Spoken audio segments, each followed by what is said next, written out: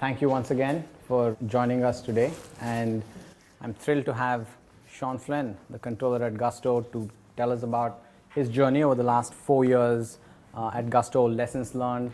I'm sure all of you have heard of Gusto, and they've been doing really well. And Sean and his team have been an important part of that. So thank you so much, Sean, for joining us. Yeah, of course. Hi, everybody. Awesome. So let's just dive in and start by talking about your background, right? Yeah. So you weren't in the technology industry. So tell us a bit about how did you end up at Gusto? Yeah, so I've been in San Francisco for about 7 years now. I am one of the folks here that came from New York. So probably a bunch of people here are or know other people who've come from New York. But yeah, born and raised on the East Coast, did 2 years in public accounting, and then got the opportunity to go to a hedge fund in 2007, when hedge fund was a little bit of a curse word, starting in 2008. So did take a career hop at that point, became one of the first publicly traded hedge funds in the world at that point, Oxif Capital Management was its name. And then about 5 years into that journey, my now wife and I kind of looked at each other. We looked at the street outside our apartment in New York and said, New York's kind of gotten what it wants from us and us from it, so what do we do now? Toured California, landed on San Francisco. So came out here, had my first opportunity at a gaming company by the name of Kixeye. Spent some time there, and then have since spent time in the finance department of a publishing company, and just before Gusto, a music streaming company called Rdio that was sold to Pandora. And then got the opportunity to come on as the first controller of Gusto, and came in as the third member of the accounting team at that point, and that was almost 4 years ago now. Got it. So tell us about that. So you come into Gusto. Yeah. What state was Gusto in when you joined, and how many people on the team, and what were your first 6 months like when you came in? Sure. So as I mentioned, came in as number 3. We had a senior accountant that we hired away from the external accounting firm. We had an external accounting firm called KBC, Kong Basel, that we were using at that time. We hired away one of their accountants. So she was kind of our foundational member, and then we hired a new grad AP person who stuck with us through the next 3 years or so. And then they kind of signed up for a Big Four audit immediately, and then hired me. And so one of my interviews was with the KPMG partner with whom I still work today. But yes, there were 3 on accounting, 3 in finance at that point. We had a head of finance and 2 analysts. So accounting and finance was 6 at that point. Obviously, when you come in and you learn that you're interviewing with the head of venture practice for KPMG, as part of your interview panel, the audit's going to be one of the first things you focus on. Had 2 team members that had not gone through an audit at that point, so first focus was how do we get things in order. We were very fortunate enough that Kong Basel had set us up with a very, very clean set of books, and so I came into a blessedly not nightmarish situation. A little bit of cleanup to do, but then spent the next 6 months or so getting everything in order. Began evaluating NetSuite at that point, but for the first 6 months it was figure out where the bathroom is, get NetSuite in, and start getting audited.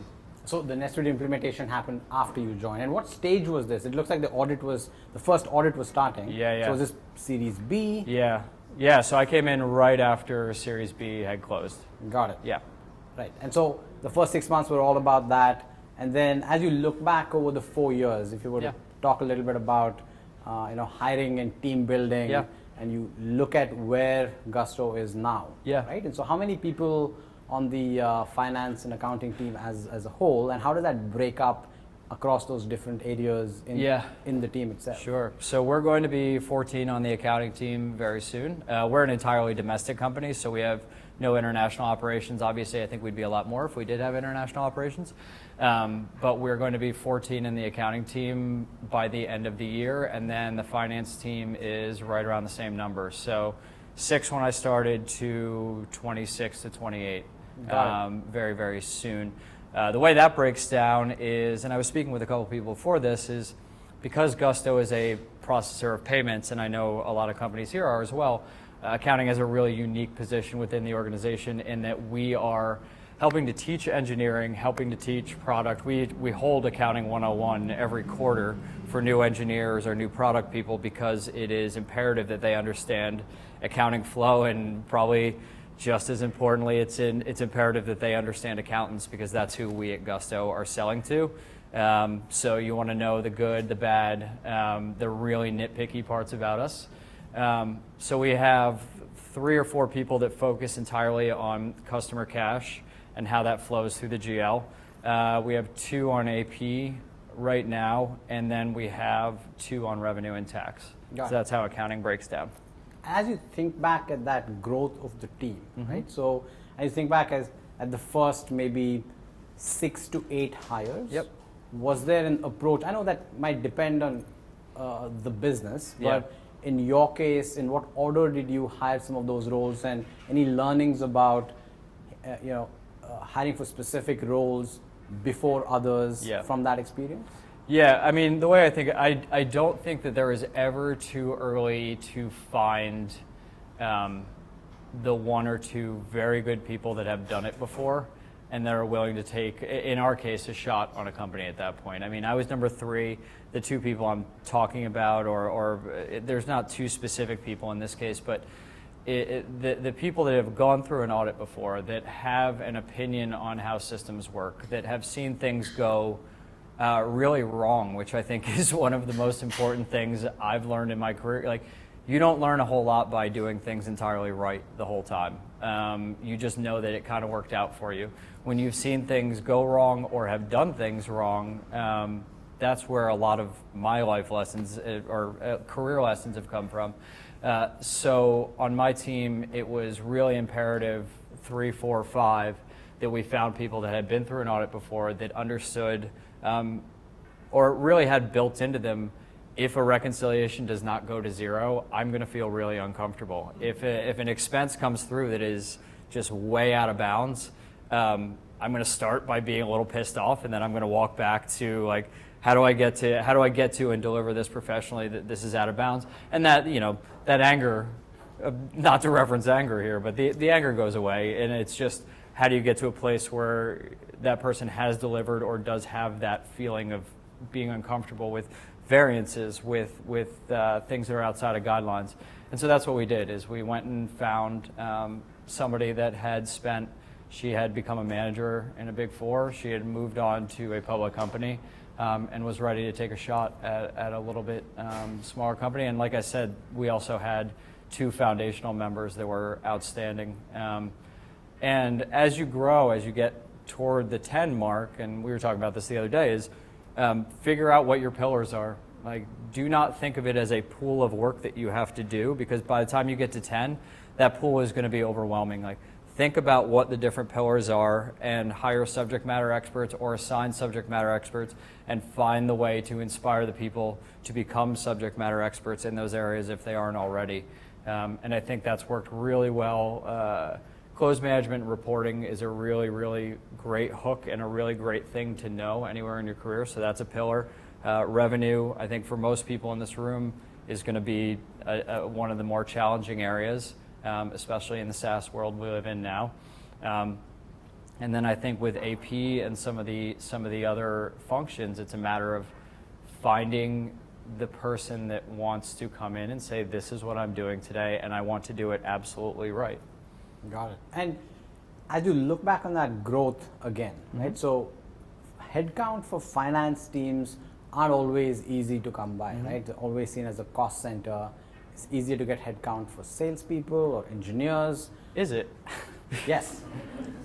I'm sure everybody would agree with that. Yeah. Now, how did you balance that, right? Like, especially if you're working with, say, first-time founders who haven't, because CEOs don't always understand exactly what happens, in finance, right? Yeah. And so as long as the books are clean, tell me how much cash I have in the bank, and okay, that's all good, right? Yeah. But how do you kind of make that case, and what were the lessons learned? Because you have like 26 people now, so I'm sure there were discussions back and forth, debates, arguments about how that headcount and available budget would be divvied up, right? And so what are some of the lessons learned in that area? Yeah, I think one of the lessons I learned, and fortunately was not at this company, I don't think, for anyone who may be watching this video later, but I think one of the worst ways to get that headcount is to set something on fire and to tell them this is like things are absolutely going to break and the world's going to explode if we don't get this headcount. I've done that. I did it at a previous job. It fails miserably. I don't think anybody here would think that that's the right way to go about it, but it certainly is not. So what's kind of counter to that is how do you set up a really cogent, a really clear argument for why accounting or finance does need more people. I came into a place where, I keep touching the microphone, I came into a place where we had already had a Big Four audit set up. Now that's already a pretty good externality for me to argue for more heads or make the case for more headcount. Our audit timeline has drastically shrunk. We were going from, our first audit took us, we signed the audit well over a year after the end of the year, and we're in the middle of what is hopefully a 75-day audit right now.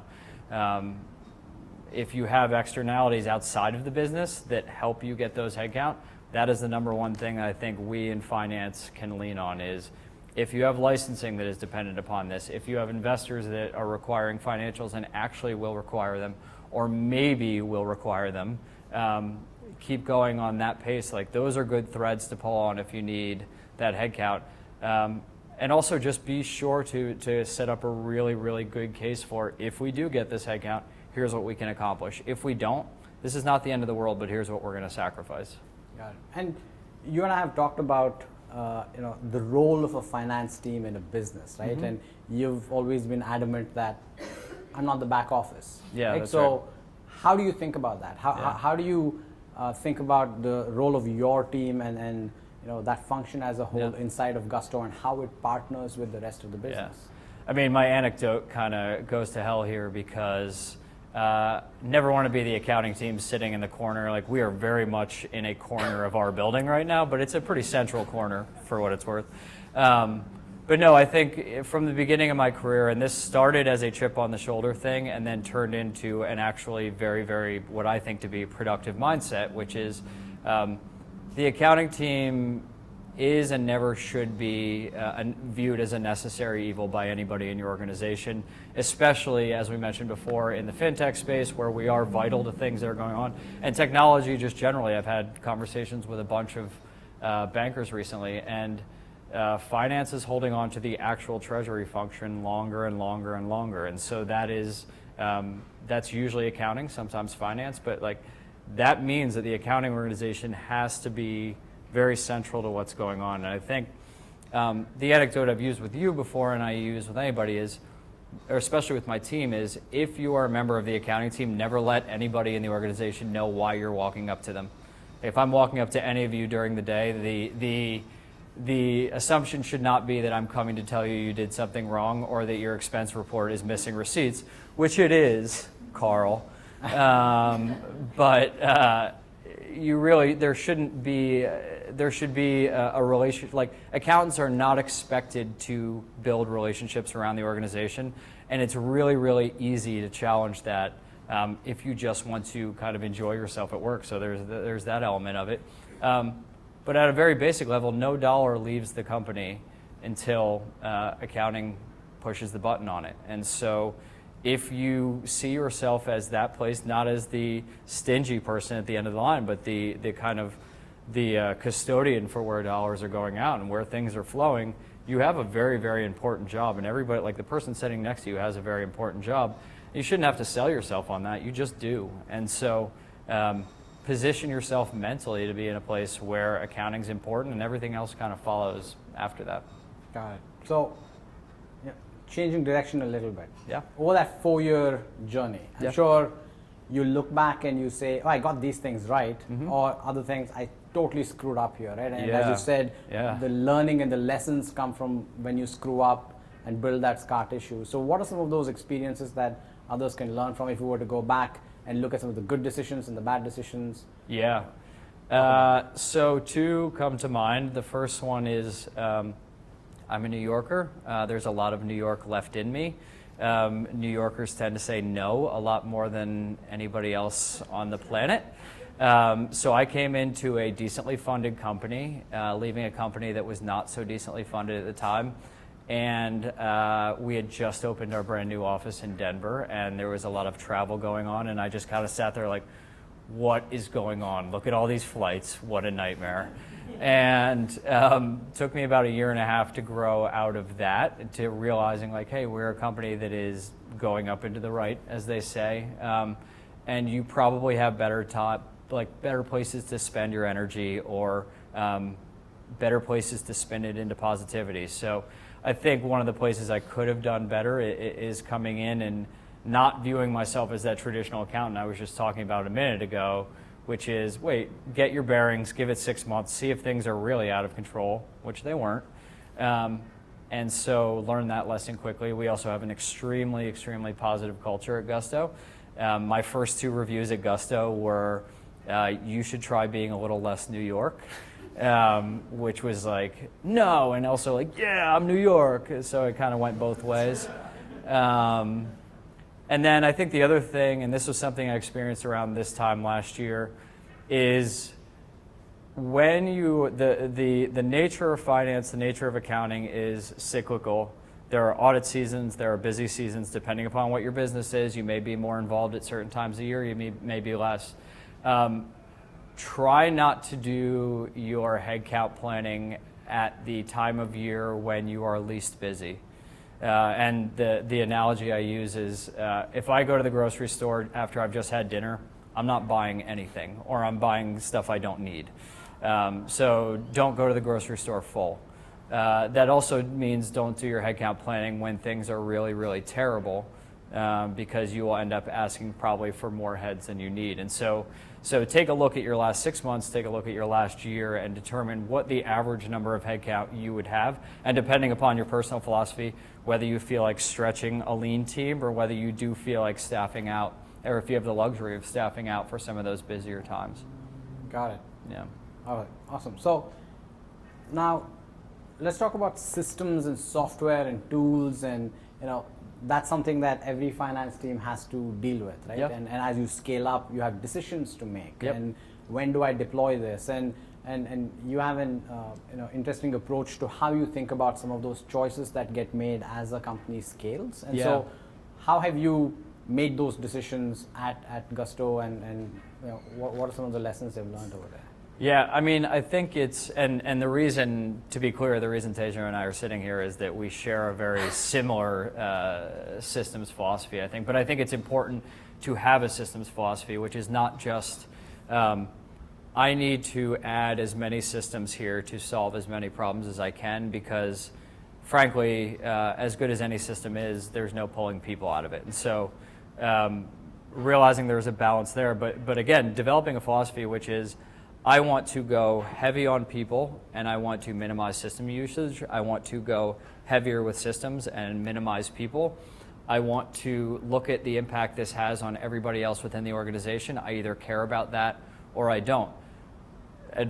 Good advice would be to care about how a salesperson feels, salespeople, wherever you are, how a salesperson feels about putting together a purchase requisition. Those things matter. I mean, there are people all across your organization spending money, and so what's the best way you can get them to do this without slipping too far into an Airbase plug here? But the other thing, and Teja and I have talked about this a lot too, is that I very, very much believe in identifying the problem first and then spending a little bit of time in that problem before you assign a system to it. I think especially right now, there are so many incumbents that are out there that will say, here is your big block problem. I put it in an email to you. You can say, oh, cool, I'll hook onto that. And I've heard of that company. We should probably put them in. My advice is to sit in any problem for 6 months and really, really make sure it hurts, because you understand the problem when it hurts. It's not super comfortable, but it also gets you to a place where you're able to see a bunch of vendors, where you're able to understand everything that they do. You're able to take every conversation you can around that specific problem, because you may not end up going with the folks that you would expect to. And so my general philosophy is fill the specific problem with a solution. Don't put a solution in anticipation of problems. Got it. And when you go through that process in terms of the nitty-gritty process of evaluation, right? Yeah. And so, is there a process you've followed, and how do you arrive at a decision of what should I be picking? Right? Yeah. Not that in the world of finance there are like tons and tons of options, like in sales and marketing and things like that. Yeah. But that seems to be changing a little bit these days. There are more options, which is a good thing. But is there a process you've followed to go through that cycle of evaluation and then decision?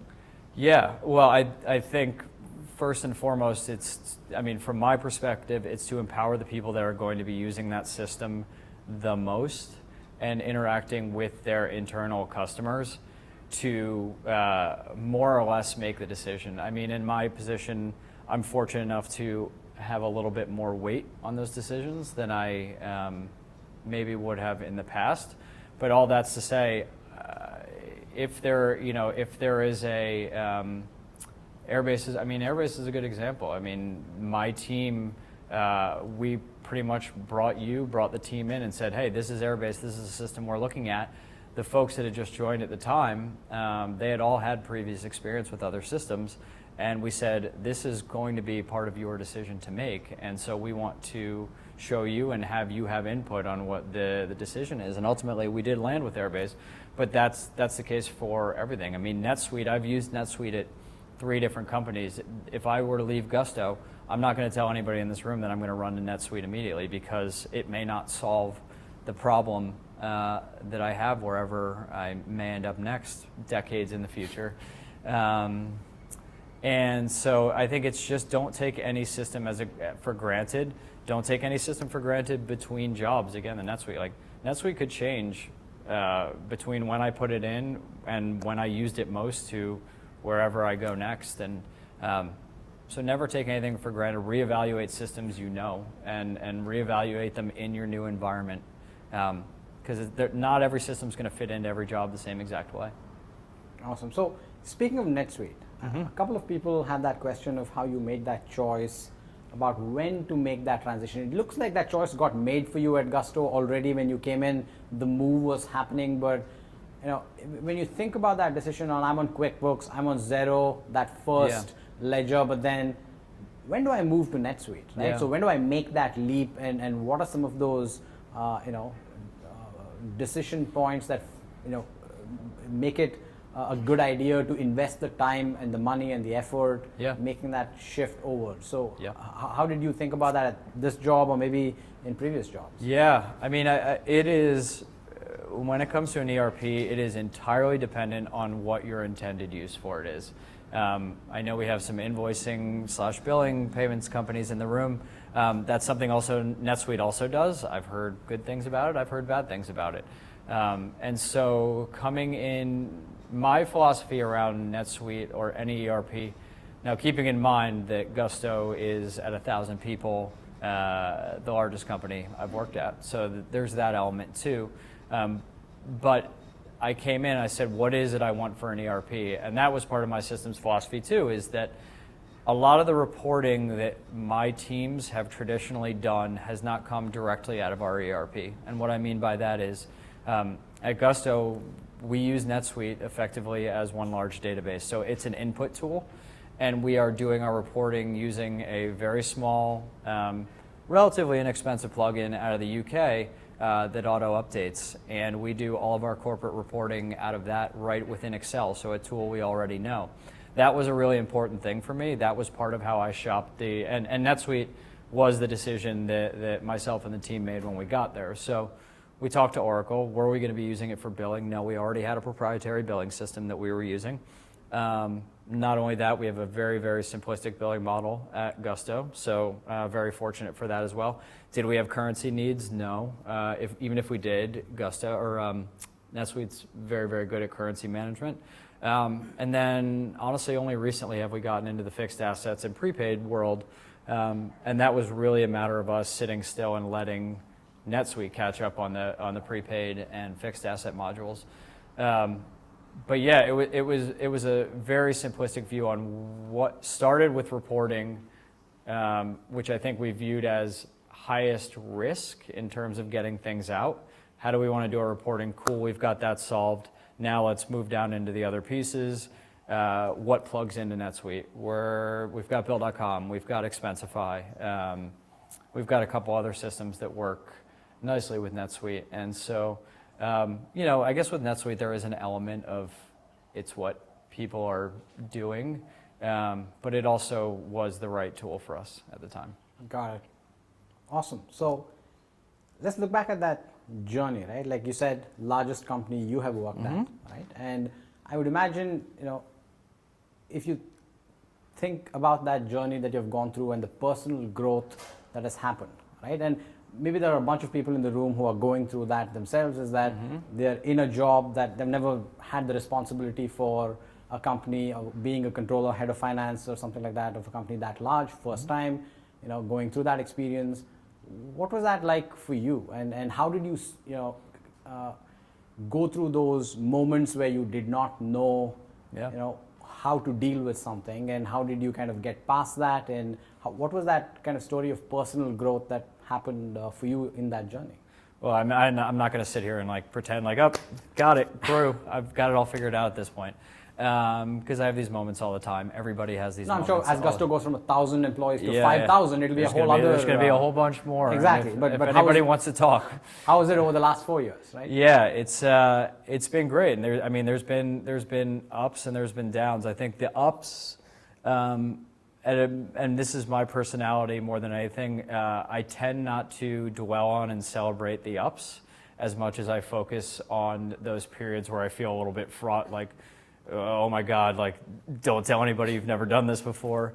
And then you kind of grow out of that. Oh, do tell people you've never done this before, because I've said it to you before. If everybody was a subject matter expert, only 10 people in this room would have jobs, right? If we all knew everything, interviews would be really hard / non-existent. So the journey has been great, and I think San Francisco particularly, events like this, and I compare it to New York. I've been gone from New York for a while now.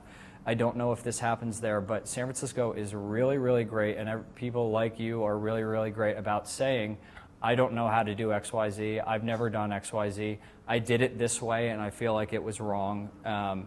I have been fortunate enough to meet a bunch of peers, VPs of finance and controllers on a Slack channel.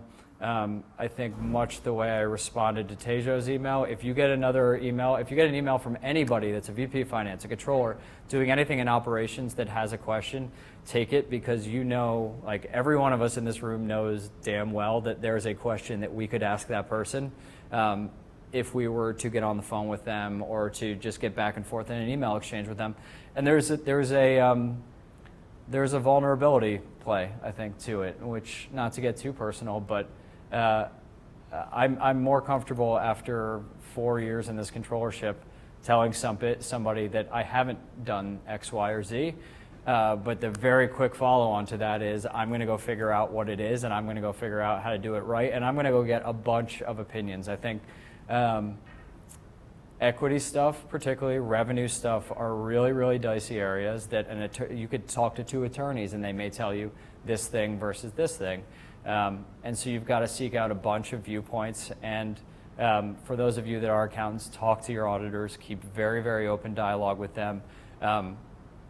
There is no value in not sharing things with auditors, because accounting is just a puzzle that everything goes to zero and it will pop out somewhere. Talk, just keep open lines of communication. That's the best advice. Got it. My takeaway from that whole thing was, if I send an email, you should reply, right? Yeah, so, if Tejo does, definitely do. Awesome. So this is fantastic. So I'm going to stop now, and I'm going to throw it out to all of you. Was there anything that I did not ask Sean that all of you would like to ask him about? You can always connect with him, obviously, after this, but any questions for Sean? When you joined Gusto, you said it had been handled by another accounting firm that had a clean set of books. Yeah. And you mentioned that there was a little bit of cleanup. Could you elaborate on that? So I'm going to repeat that question for the camera. So I think what he said was he was lucky to get a set of books where he did not have to do the cleanup. But the question was, when you took over, there was some cleanup you had to do, and Justin wanted to know a bit more about what that was. Well, one real fat answer to this is credit cards. So a lot of smiles just popped up then, but credit cards. So we had, for a 197 person organization, who's counting, we had 15 credit cards. Today at 1,000, we have 25. So that's a philosophical choice that I'm willing to share with anybody. But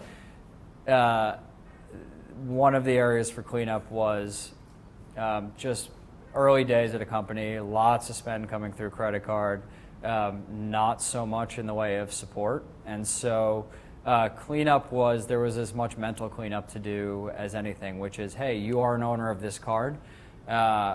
Founder A, all due respect to founders, Founder A, you are a credit card owner.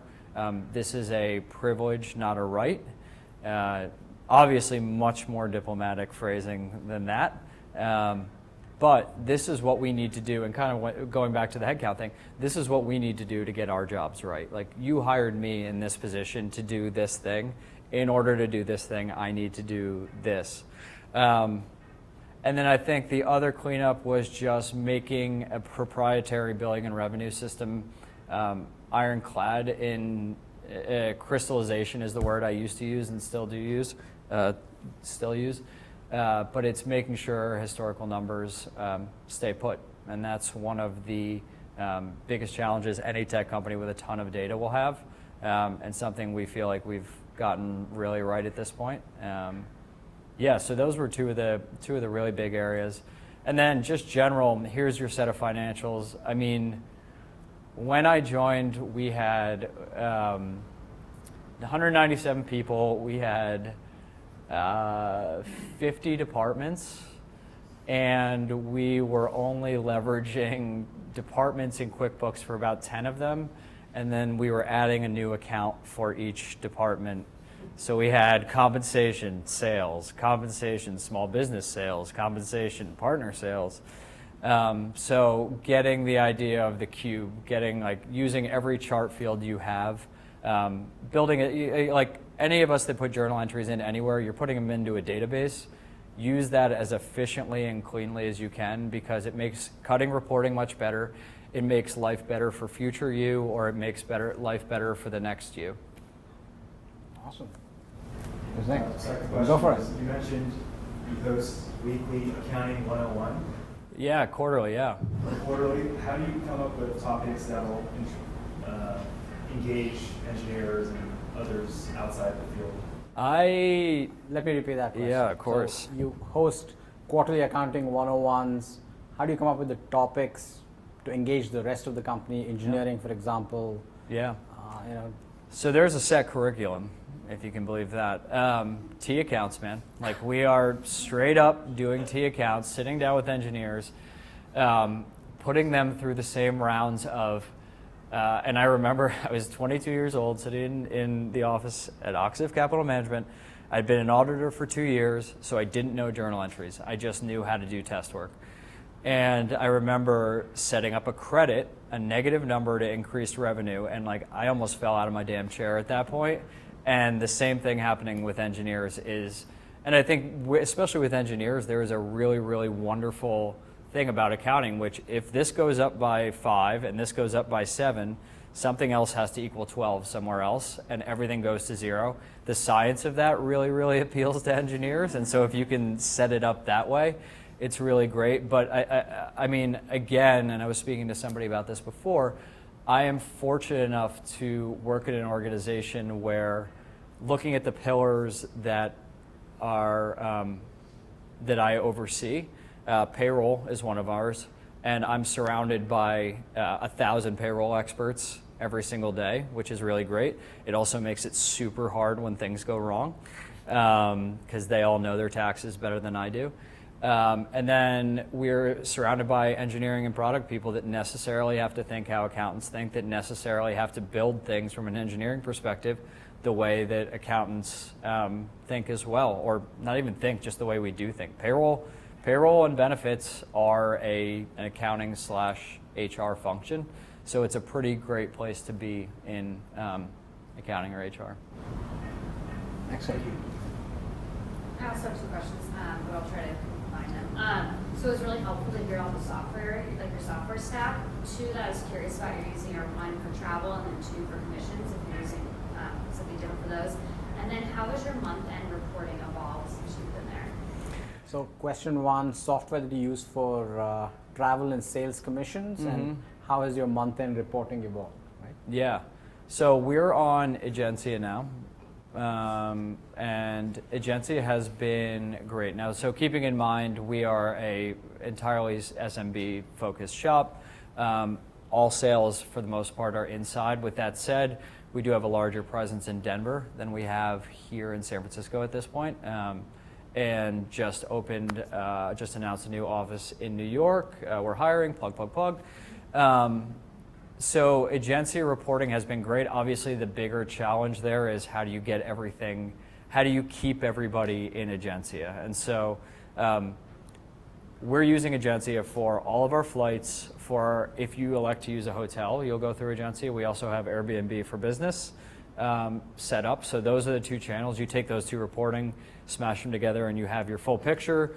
I don't want to make it sound so easy that you're going to understand number of trips and exact costs. Airbnb does have a really, really wonderful calculator on their business site that says this is how much it costs per night, and it makes me feel so good when you compare it to the cost per night of a hotel here in San Francisco, which is brutal.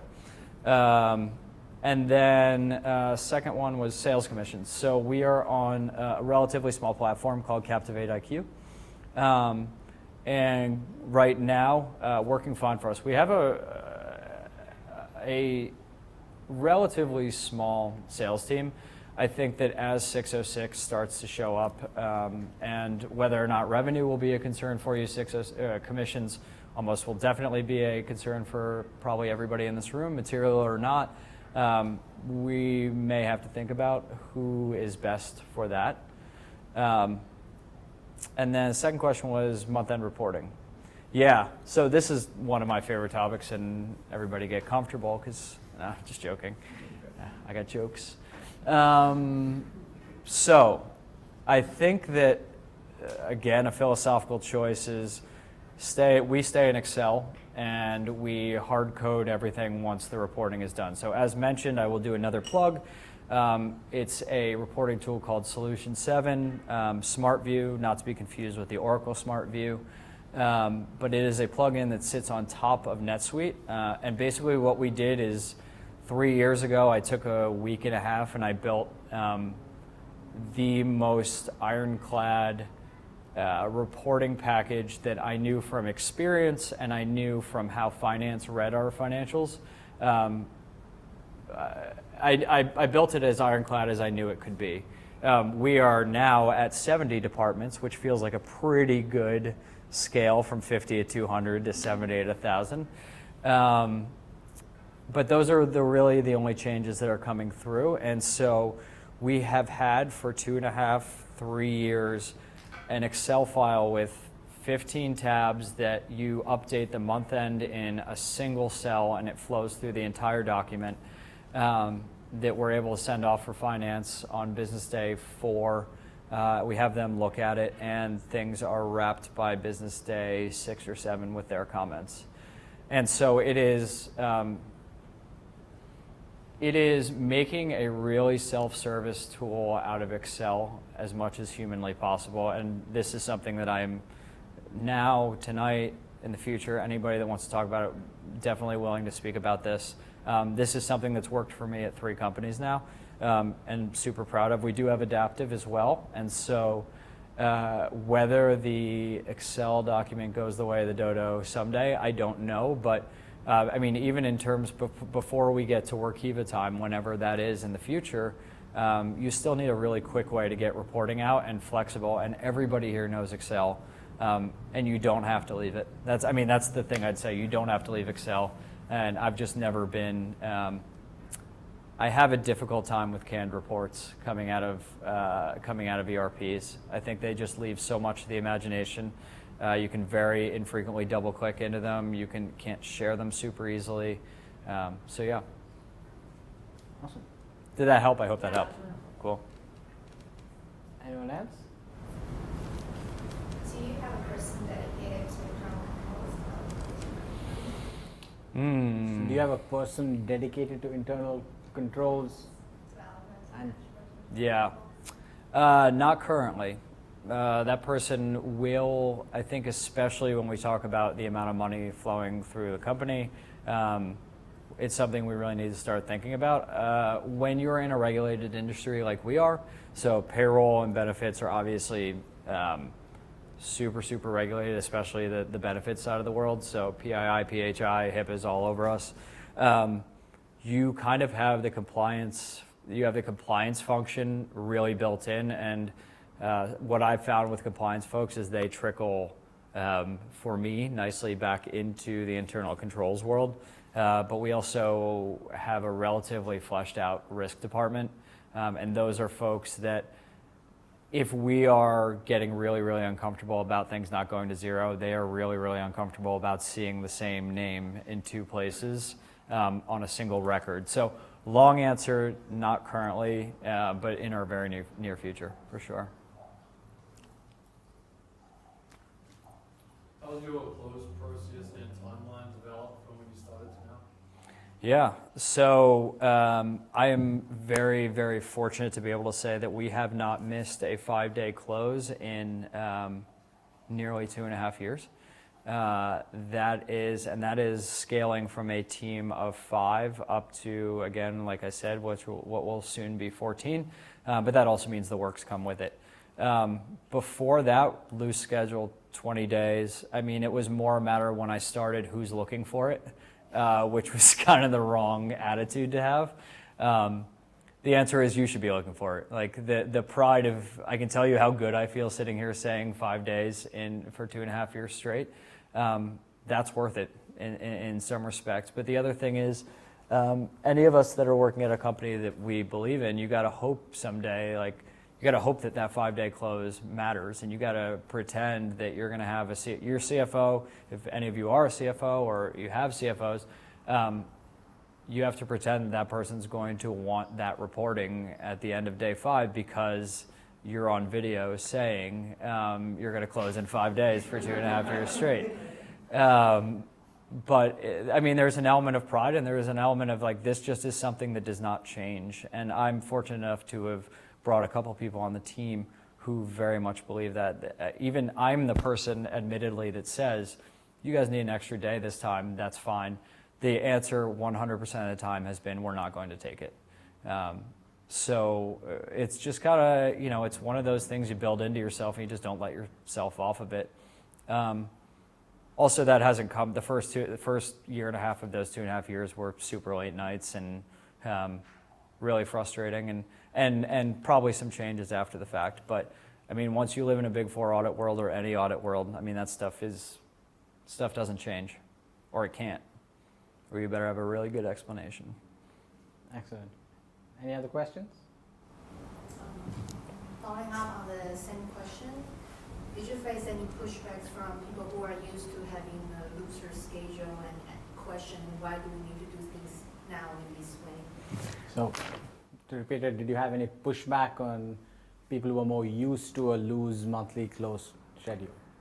Yeah, I mean, hopefully I'm not viewing everything through rose-colored glasses at this point, but not really. I think what we've done a really good job of as a team, this is not me, this is the team, is we've done a really good job of hiring folks that want to do what we're doing better. They want to, even when I got there, this was a team that knew 20 days is long. They also were doing the same thing I was doing, which is who's looking for it. I mean, these finance will produce their financials, so what do they need the accounting close for?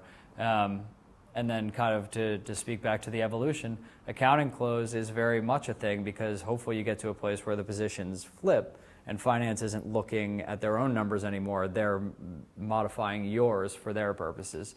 And so there was an element of duty to a finance team too that helped to drive that. And that's a much longer discussion, but one that I think is worth having is I think for any of you that are accountants or finance people, I joined a team with a bunch of people that were at that point in their career where they said, we're either going to be accountants or we're going to try for the FP&A side, right? And so once they had committed to that accounting side of things, it was how do we serve the folks that are doing the FP&A work for us? And then to talk about accounting's role within a company, how then do you kind of counteract that with your own demands from a finance team? We need this X, Y, and Z from you. We need departmental gates. We need to not have 50 departments with 200 people. We need X, Y, and Z. And so how do you set up that balance so that you're serving one another? And there's no real high ground there, because there isn't. Awesome. So speaking of building great teams, I have a follow-up question. You've grown that team, I think 14 people on the accounting team. What are some valuable lessons learned? Are all of them out here in San Francisco? How has it been? Has it been fun hiring in the Bay Area? How do you keep that bar high? And what are the lessons learned there? Well, the bar, hiring somebody that you're not sure of is just it's a rough decision. So that's kind of the bar. Needing somebody versus needing somebody and bringing someone that you may not totally believe in versus waiting it out a little bit longer. I can always vouch for the latter. But Bay Area, really interesting place for accounting talent. I think that not a quality thing, simply a quantity thing. Again, I'm the dude that mentions New York 1,000 times. Hi, I'm Sean, I have a problem. But in New York, literally you look left, you look right. Both people are CPAs. One of them's a CFA. One spent a year in the Big Four and didn't like it. The other one's still there. And so coming out here was a little bit different. I think fewer CPAs, also less of an emphasis on it because there is a much saner and a much more reasonable view that you can learn by doing. And there's a ton of people, small companies, big companies, learning the finance and accounting function by being operators. The only thing you might miss out on that Big Four is that nascent discomfort with things being wrong that I know I still have, even though I only spent 2 years in the Big Four. But to answer your other question, our payroll team lives in Denver. We start every week, and this is one of the things I can most advocate to anybody at any company, regardless of your department. We start the week with a Monday morning 9:45 Monday morning meeting where we all talk about one thing we did during the weekend, and then we talk about what we're working on for the week. It doesn't last much more than 25 minutes, even with 12 people at this point. And it's a really, really great way to get people to kind of break their walls down. We have the benefit of Zoom, so we can talk to Denver. And then we finalize every week at 3:30 on Friday with a high-low weird. Very San Francisco thing. I tell friends on the East Coast about it, and they're like, you guys are hippies. But we also don't wear shoes at Gusto, so that's a whole different thing. That's a whole new level of hippie. That's a whole new level of hippie. But high, low, weird, what your high point was for the week, what your low point was, and then a weird thing that happened to you. And we mix in personal and professional. And so I think one of the things that has been really successful about, and I can say this about our team right now, is that we have a group of people that genuinely like one another and genuinely know things about one another. And that is a huge part of why we are successful on a 5-day close. Like, that's a huge reason we are successful cross-functionally. It's why we're able to talk to other departments and then come back with news, is that we've got a group of people that are really, really comfortable with one another, and they're comfortable sharing as much. I'm a sharer. We've got a couple other sharers, or as little as you want to. If you're one of those folks who shares a little, then you are there to listen about everybody else. So I think that is the biggest key to building a team, and finance and accounting skills slot in there somewhere. Awesome. Yeah. Amazing. Sean, thank you. I have a question. Yeah, Great. Tushar. All right. Last question. Tushar, So yeah. this is for a prospect who emailed me and said, how did Sean convince 900 people in the company to ask for pre-approval before they spend the money? Okay. Oh. How did you convince people to get approval before they spent the money? 25 credit cards. No. The answer is, and I was saying this to someone before, make it really easy. Make it feel, this is the reason Airbase, for me, has worked so well is, I don't know if Web 2.0 is still a thing people say. No, it's not. Clearly by you laughing, it's not. Like rounded edges and things looking nice, yeah. That goes a real long way though. I mean, you could, I think, not to pick on any of the big players, but I don't think I would be here if I didn't have a certain feeling about it. But remove or bury the bureaucracy in something that doesn't feel bureaucratic, right? Like, how do I think if my house worked this way, I'd say, how am I able to spend money within my family? My house doesn't work that way. We're both accountants. We don't spend any money anyway. So, but it's like, how do you take a process and not make it feel like a process? Like, the process should be, what am I spending it on? How long am I spending it for? And then I want to know who's telling me who I can or can't spend it. And like, what other data points do I really need? Will there always be pushback from an Andrew or from whatever your person's name in purchasing or paying or AP is? Yeah, there will always be pushback. But how do you kind of make the experience delightful, and also remember that people are an enormous part of any system.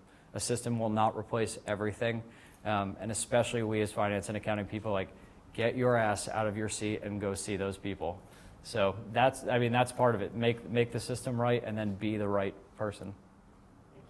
Amazing.